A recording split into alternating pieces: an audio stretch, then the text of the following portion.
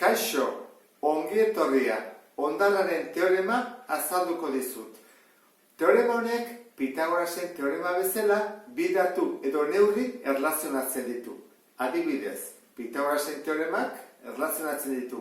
Batetik katetoak eta bestetik hipotenusa. Hemen erlazionatzen diren bi datu horiek dira. Batetik zenbakizko balioa eta bestetik zatiketaren hondarra. Hasiera batean badirudi antzekotasun handirik ez duela, ez? Baina erlazionaturik daude. Baldintza batekin, zatiketak izan behar du eraontakoa. Polinomioa zati isak ken zenbaki bat. Beraz, zatitzailea izan behar da lehenengo mailakoa eta koefizienteak bat.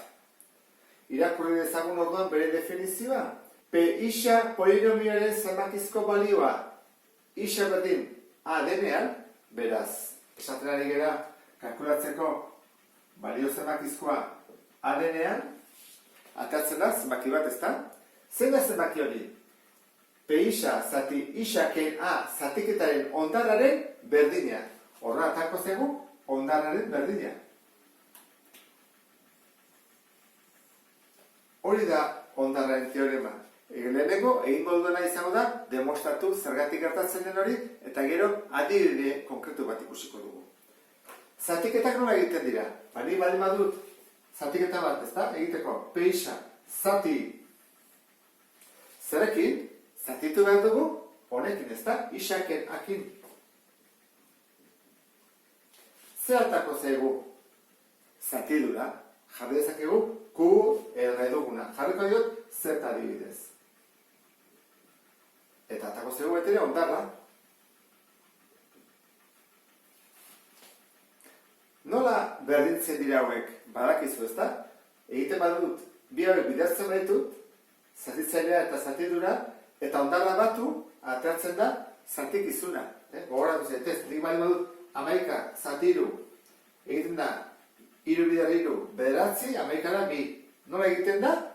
11, 3 bider 3, gehi bi. Hori da ingo dudana, ingo dut. P isa zer da? Zatitzailea. Bider, zatidura, gehi hondarra. Baina, zer gertatzen da? Isak zenbat balio du? Esan dugu, A balio duela, ezta? Ordan ordezkatuko dut. Isa arengatik, zenbaki konkretu batengatik. Ordan, isa A. Isa A. Hau da, A. Z. A. H.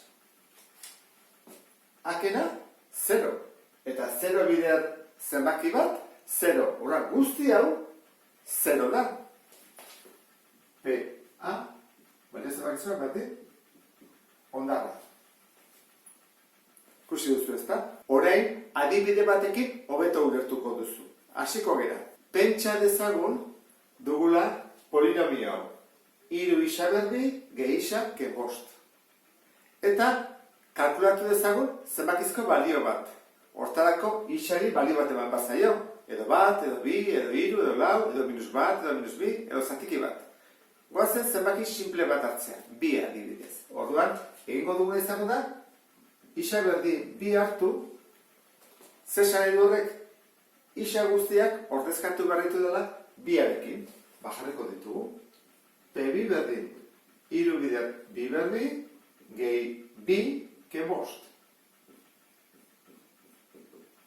Lehenengo berreketak egiten dira. Bi bider bi, lau, bider 3, 12, gehi bi, ke 5. 14, ke 5, bederatzi. Orduan, zenbakizko balioa isak bi balio duenean, bederatzi da.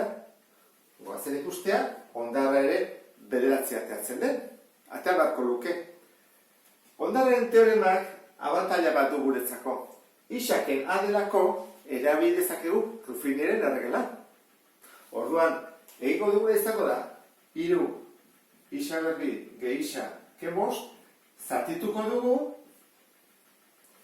isa eta haren aurkakoarekin. Isa bi baldin bada, hemen jarri behar dugu bere aurkakoa. Minus bi. Ruffiniren erregelan zer egin barra lehenengo? Gaien koefizienteak atera. Orduan, bigarren mailakoa da 3, lehenengo mailakoa da 1, eta gai askea da -5. Eta zatitu behar dugu,